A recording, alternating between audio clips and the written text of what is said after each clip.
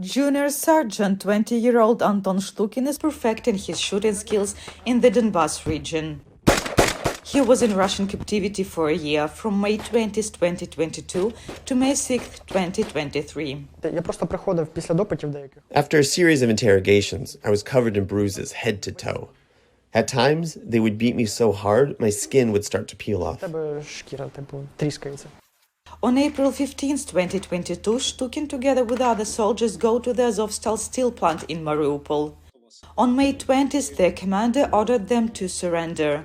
Russians took the post to the village of Olenivka, to a building that used to be a penal colony, located in the occupied part of the Donetsk region, recalls Shtukin.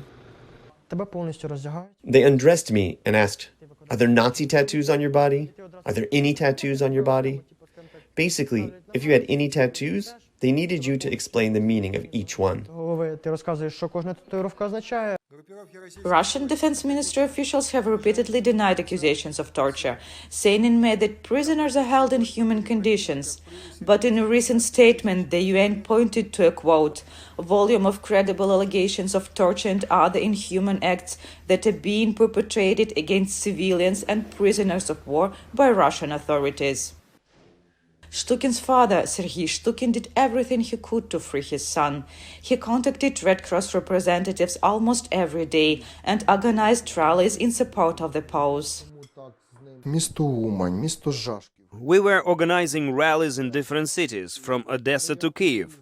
We spent a lot of our savings to do it.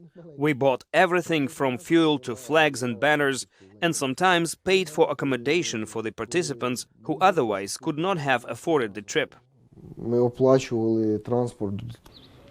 In July 2022, Russian soldiers took Shtukin to Donetsk. Shtukin says he was tortured in both Olenivka and Donetsk. It was more physical than psychological. It was difficult for them to find a psychological lever, so in most cases, it was physical.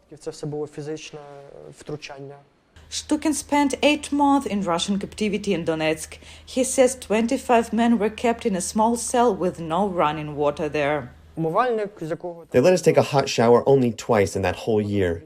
We were fed with some kind of a soup, just enough to fill a 100-milliliter plastic cup.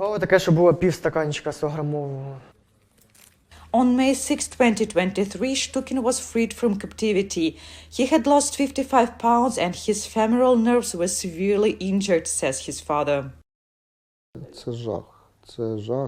It was terrifying, seeing your son, who had lost half of his weight. He is in a terrible condition, although he will never admit it. Shtukin went through 5 months of rehabilitation in one of Kiev's hospitals and returned to the front line in October 2023. But before he did that, he took off just enough time to get married.